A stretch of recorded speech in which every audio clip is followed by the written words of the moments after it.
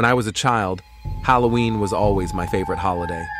I loved dressing up in costumes, going trick-or-treating around the neighborhood, and eating way too much candy. But one Halloween is seared into my memory for all the wrong reasons. It started off normally enough.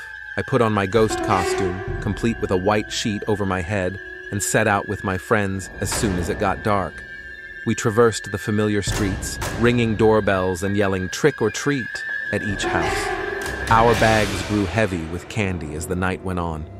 Everything changed when we came to the old Johnson place. The house had been abandoned for years, with overgrown weeds and boarded-up windows. We dared each other to go ring the doorbell, but none of us had the nerve. As we stood on the sidewalk debating, the front door creaked open. A strange glow emanated from within. Against my better judgment, I slowly walked up the front steps. My friends whispered for me to come back, but I felt compelled to see what was inside. The doorway opened into a large foyer covered in cobwebs. My footsteps echoed as I crept down the hall. The floorboards creaked under my weight. I entered a room that looked like it had been some kind of study or library. The shelves were bare except for a few scattered books. In the center of the room, a candle flickered on an old wooden table. As I walked toward the table, the flame went out suddenly, plunging me into darkness. I heard the front door slam shut.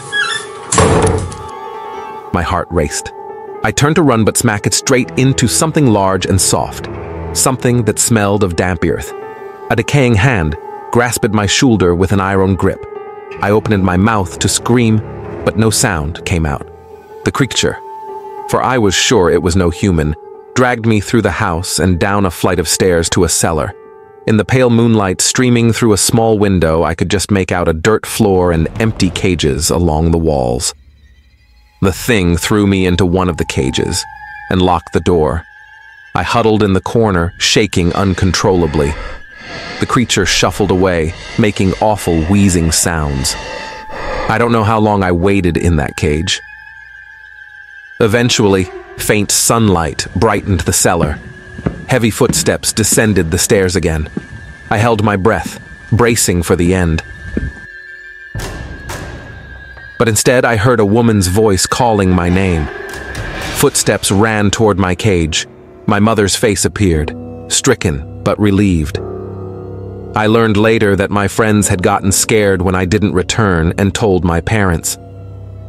The police arrived at the house shortly after dawn and found no sign of the ghastly creature that had captured me. I must have passed out from fright and imagined the whole ordeal, but I've never been able to shake that feeling of icy terror. Now, decades later, I still can't look at an abandoned house without breaking out in a cold sweat. Whatever happened that night will haunt me forever. Thanks for watching. If you like scary stories, kindly subscribe to our YouTube channel.